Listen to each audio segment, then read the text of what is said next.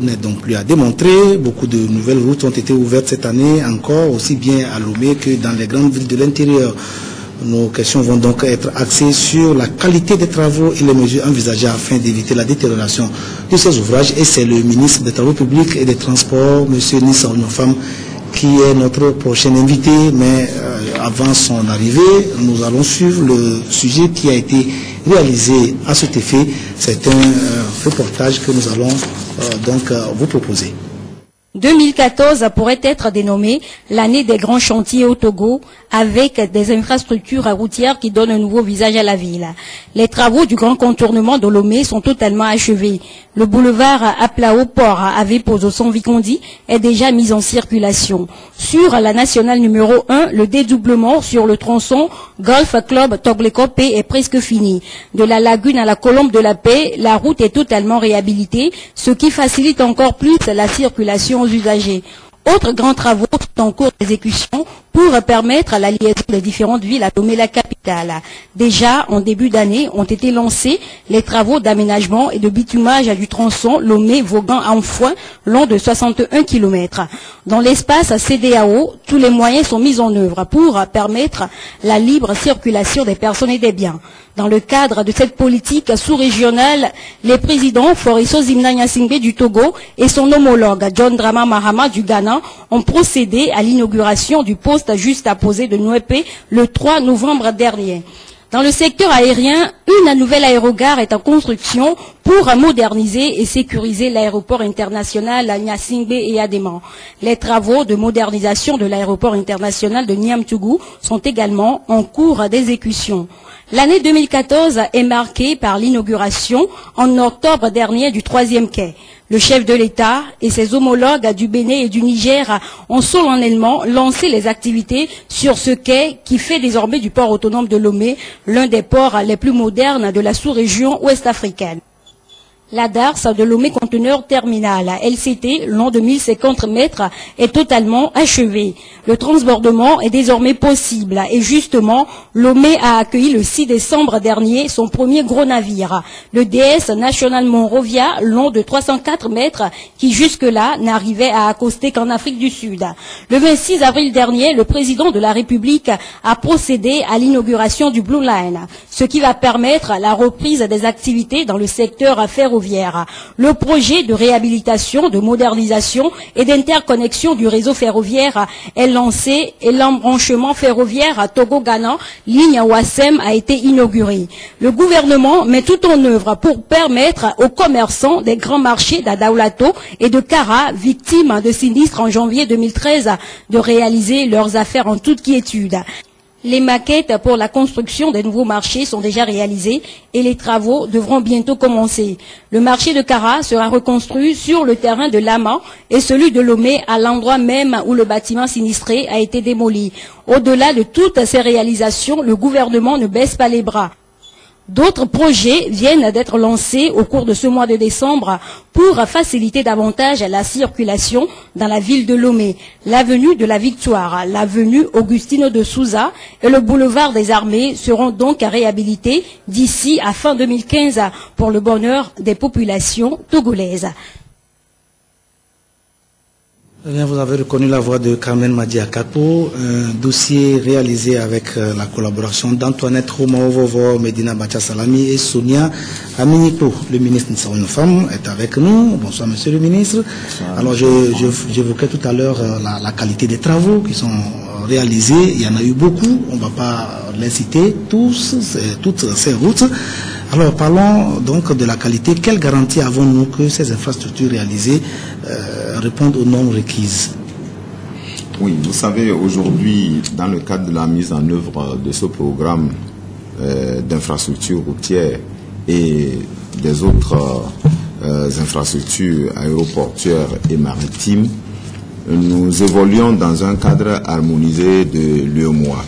Et l'UEMOA a défini des normes en matière de route, de construction de routes.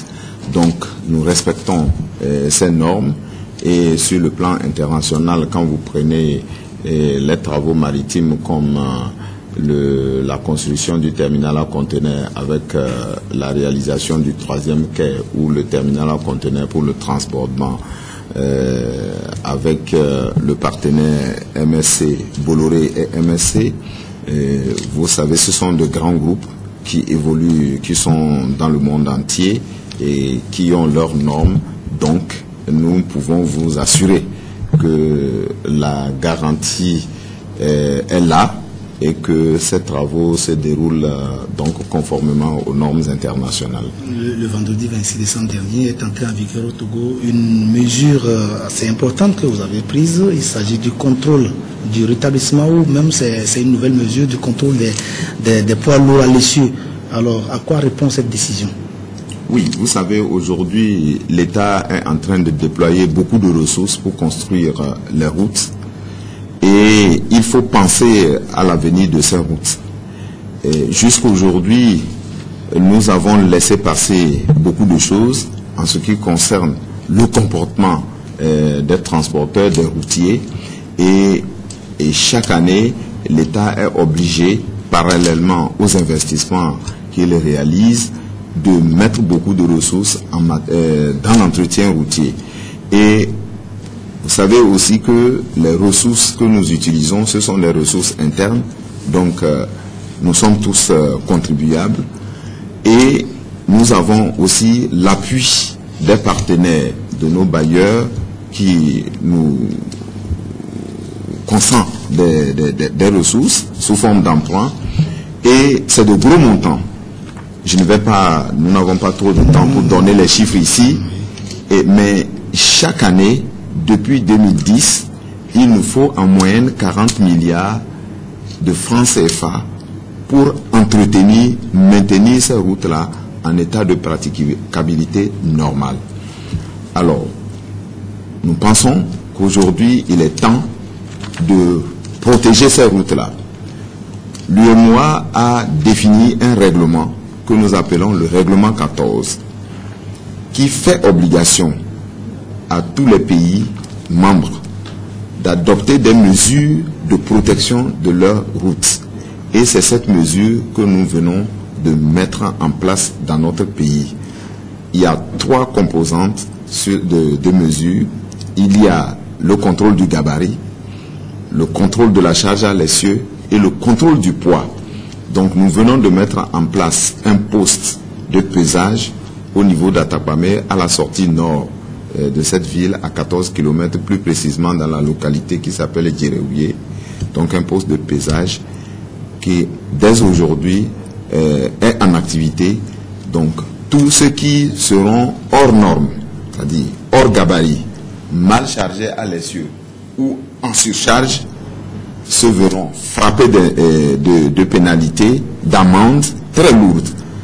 Très lourdes parce que sur chaque tonne de surcharge ou de mauvais chargement à l'essieu ou de gabarit, si le produit transporté est en consommation, est destiné à la consommation locale, donc chaque tonne est frappée de surcharge, est frappée d'une amende de 20 000 francs. Si le produit est destiné à l'extérieur, ça veut dire que le produit traverse le Togo de Lomé jusqu'à Saint-Cassé. Chaque tonne de surcharge ou de hors gabarit est frappée d'une amende de 60 000 francs. En plus de l'obligation de délester, de se débarrasser de surplus de chargement. Monsieur le ministre, de nouvelles routes ont été ouvertes cette année au Togo, je l'ai dit tantôt. À Lomé, celle qui impressionne le plus, c'est la grande voie de contournement. Elle est impressionnante par ses dimensions et les ouvrages réalisés sur son itinéraire, mais en même temps, elle constitue une source de nombreux accidents. Alors certains, des voix commencent à se lever pour réclamer que des feux tricolores soient établis sur ce tronçon et qu'il y ait même des ralentisseurs, les dos d'âne en l'occurrence. Alors que répondez-vous à ces gens, ces citoyens qui s'inquiètent du danger qui règne en maître sur cette voie? Je voudrais d'abord dire que cette route est une voie express. Elle est dans sa première phase de réalisation. C'est une route qui devrait, d'ici à 2 ans, permettre de sortir de Lomé sans traverser le centre-ville, sans passer par le centre-ville. Donc vous venez de l'est, donc vous venez du port, vous allez vers l'ouest, c'est-à-dire vers le Ghana, vous passez, vous contournez la ville de Lomé en passant par cette voie. C'est une voie express. Actuellement, elle n'est pas encore ouverte officiellement à la circulation. Vous verrez qu'il y a des signalisations, des feux tricolores qui ont été installés, ils ne sont pas encore opérationnels. En plus, une voie express devrait permettre qu'on aille très vite. Donc, on ne peut pas construire une voie de cette nature et mettre encore des ralentisseurs. Il nous appartient, ce n'est pas parce qu'on a de bonnes routes qu'on doit faire la vitesse aller au-delà de ce qui est recommandé. Sinon, on ne construirait pas des autoroutes. Donc, nous devons apprendre à respecter le code de la route. Sur cette voie, il est indiqué la vitesse. À chaque point, il y a une vitesse limite qui est indiquée. Les panneaux seront découverts et vous verrez. Donc, si on dit vous devez rouler à 60 km/h, vous devez respecter les 60 km/h. Mais si vous allez au-delà des 60 km/h et que vous faites un accident, c'est de votre responsabilité. J'ai vu certains motocyclistes se complaisent à rouler complètement dans le sens opposé. Parce qu'ils ont la paresse d'aller de bout en bout au niveau des ouvertures et faire le détour en toute sécurité. Ils préfèrent prendre le sens contraire et rencontrer les véhicules qui viennent de sens opposé. Donc, ça, c'est des risques inutiles que nous prenons parce que nous nous exposons au danger. Et là, sur des voies express, si vous n'êtes pas dans les normes de vitesse et vous ne roulez pas dans le sens recommandé par les panneaux de signalisation et qu'il vous arrive quelque chose, vous assumez vos responsabilités. En parlant d'accident, monsieur le ministre, il y a quelques mois, vos services, en collaboration avec le ministère de la Sécurité et de la Protection civile, ont adopté une série de mesures pour endiguer l'insécurité sur nos routes. Donc on s'y rappelle, mais le port du casque obligatoire, le port de la ceinture de sécurité, l'interdiction du téléphone au volant. Quel bilan peut-on faire de ces mesures aujourd'hui, à l'heure où nous nous acheminons vers la fin de l'année? Et je voudrais saluer cette décision du chef de l'État qui a décrété l'année 2014, année de la sécurité routière. Vous avez assisté malheureusement à ces accidents du début de l'année 2014 qui a fait plusieurs victimes, surtout des morts, de beaucoup de dégâts matériels. Et à la suite de ces événements malheureux, le chef de l'État donc a décidé de faire de l'année 2014 l'année de la sécurité routière. Je crois qu'aujourd'hui, je n'ai pas les statistiques sous les yeux, mais avec ces mesures réglementaires qui ont été prises, à savoir l'obligation de port de casque, l'interdiction de téléphoner pendant qu'on conduit ou l'obligation de porter sa ceinture de sécurité pendant qu'on roule, ces mesures ont porté beaucoup de fruits. Et nous avons eu à discuter avec les services sanitaires, les hôpitaux, qui ont constaté une diminution. Mais nous n'avons pas encore atteint le seuil, le plancher qui nous ferait frotter les mains, puisqu'il y a toujours des accidents, il y a toujours de l'imprudence, due surtout à des comportements parfois désobligeants et surtout à l'état même des véhicules que nous utilisons. Monsieur le ministre, la limitation de la circulation des véhicules la nuit qui fait partie également de ces mesures, est-elle toujours en vigueur? La mesure est toujours en vigueur, elle a été assouplie. Donc nous avons permis que certains types de véhicules roulent jusqu'à 22 heures et d'autres peuvent rouler toute la nuit, mais il y a certaines catégories de véhicules qui ne doivent pas rouler. La mesure est maintenue. C'est des véhicules qui comportent beaucoup plus de risques que les autres. Nous n'allons pas revenir sur la nouvelle aérogare ni sur le troisième quai. On l'a évoqué déjà dans le sujet qui est passé tout à l'heure. Mais parlons très brièvement, là on va être très bref, des projets en vue dans le domaine de la construction des infrastructures routières. Oui, vous avez dans le document qui est passé, on a cité quelques rues qui doivent être reconstruites à Lomé, mais l'information que je dirais intéressante, c'est la poursuite des efforts, surtout au niveau de la nationale numéro 1, où les travaux ont commencé depuis 2 ans et qui vont se poursuivre donc avec la réhabilitation de la route du tronçon Atakpamé-Blita, avec pour 2015 la suite Atakpamé-Blita, Aouda, Kara, et la fin des travaux entre Kara et Kanté, puisque aujourd'hui nous sommes au niveau de Kanté jusqu'à Saint-Cassé. Donc nous allons boucler, et il y a le dédoublement de la voie du tronçon Toblé-Kopé-Thévier, donc nous allons dédoubler cette voie-là. Il y a également la poursuite de la seconde phase, le démarrage de la seconde phase des travaux de construction du grand contournement de Lomé. Également le dédoublement de la voie Avepozo, du tronçon Avepozo à Néhon, pour finir avec la routière jusqu'à de part en part. Merci Monsieur le Ministre. Nous allons poursuivre avec la rubrique santé. Et c'est le professeur Napokoura, secrétaire général du ministère de la Santé, qui va nous rejoindre. Le temps de suivre ce jingle.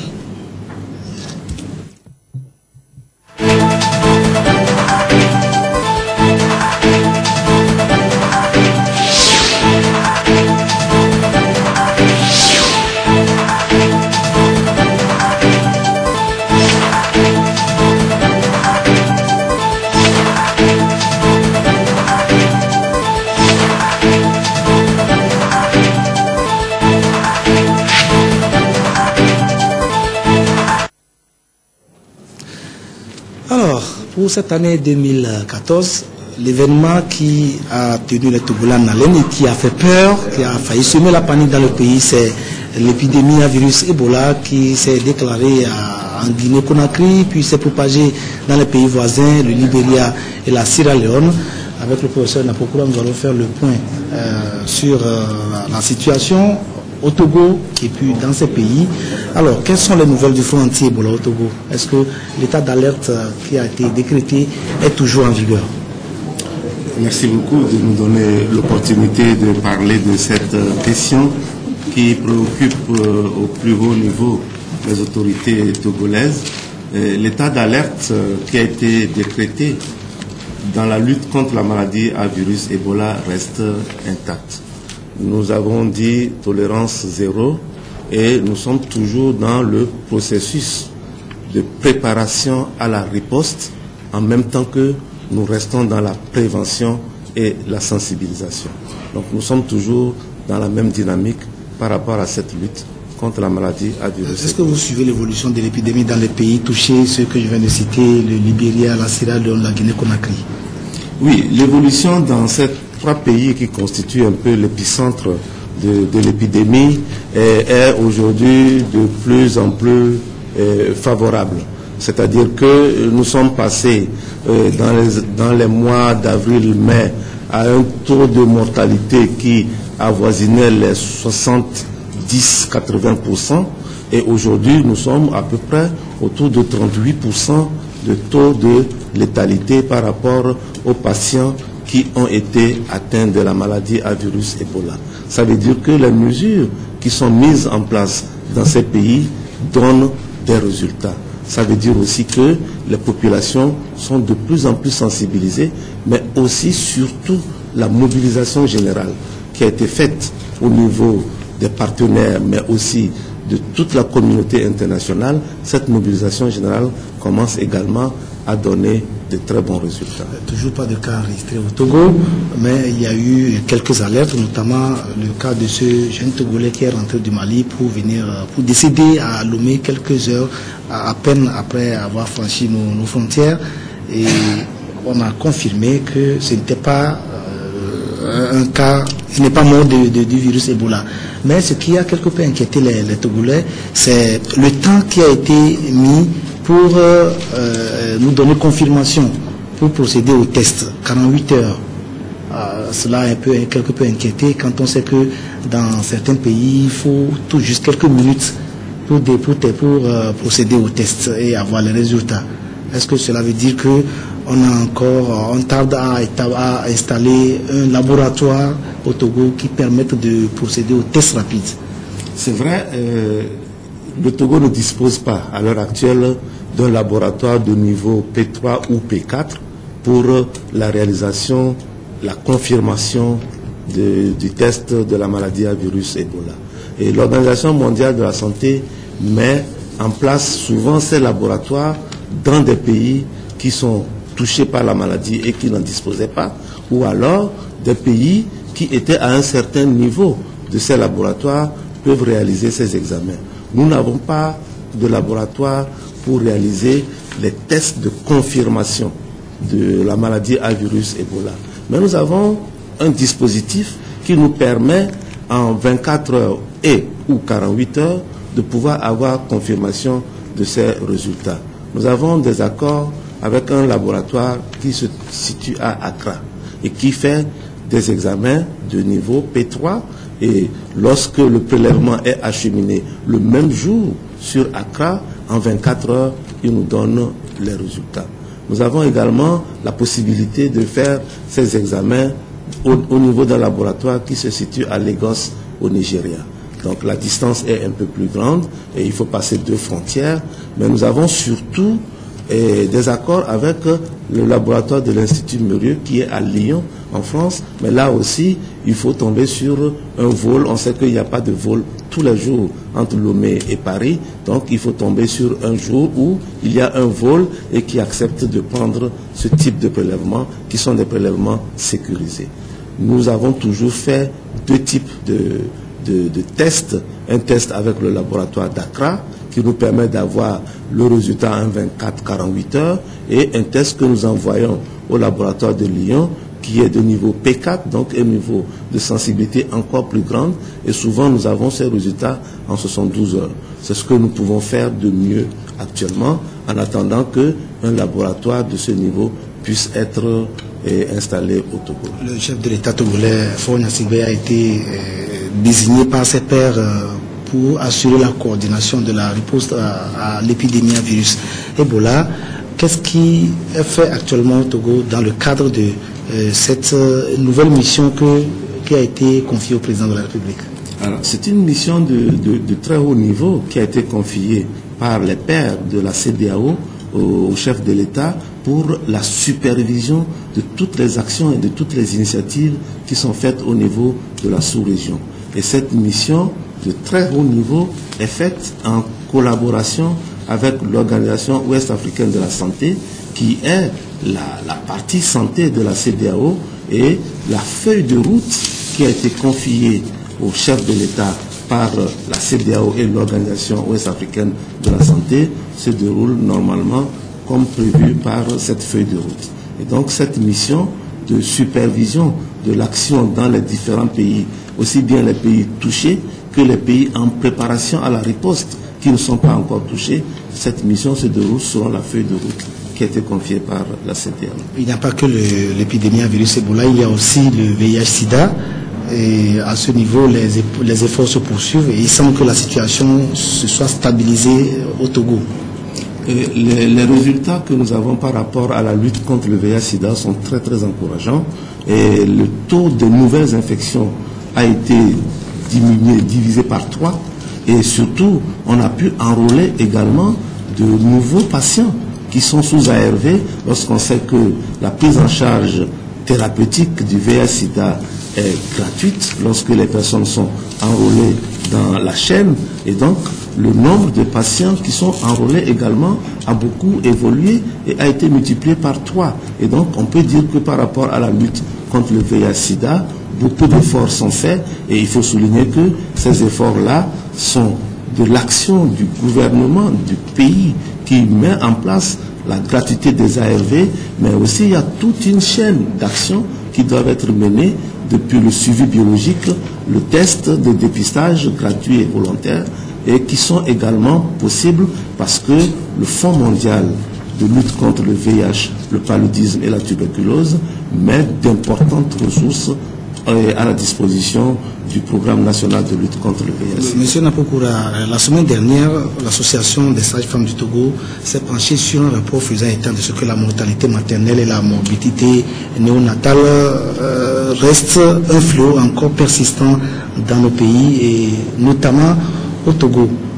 Quand on sait que notre pays a adopté il n'y a pas longtemps la Karma et lancé le chef de l'État procédé au lancement de cette opération campagne pour la réduction de la mortalité maternelle et infantile, alors il y a lieu de se poser certaines questions. Non, le processus de la Karma se poursuit normalement. Plusieurs exemples sont à citer. La subvention de la césarienne à 90% contribue énormément à la réduction de la mortalité maternelle et néonatale. Mais il y a aussi beaucoup d'autres actions qui tiennent au repositionnement de la planification familiale parce que ça permet d'éviter des morts évitables lorsqu'une femme enceinte veut donner naissance à un enfant. Et toutes ces actions qui rentrent dans les deux premiers objectifs de notre plan national de développement sanitaire, la lutte contre la mortalité maternelle et néonatale, mais aussi la lutte contre la mortalité infantile et infanto-juvénile, toutes ces actions se poursuivent. Et des résultats, c'est vrai, la couverture en pratique de sages-femmes n'est pas encore idéale. Et on se souvient qu'au mois de juin, il a été réalisé un recrutement dans la fonction publique pour les personnels de santé. 1107 agents de santé ont été recrutés et parmi ces 1107 agents de santé, une très bonne proportion de sages-femmes et d'accoucheuses auxiliaires parce que ce personnel-là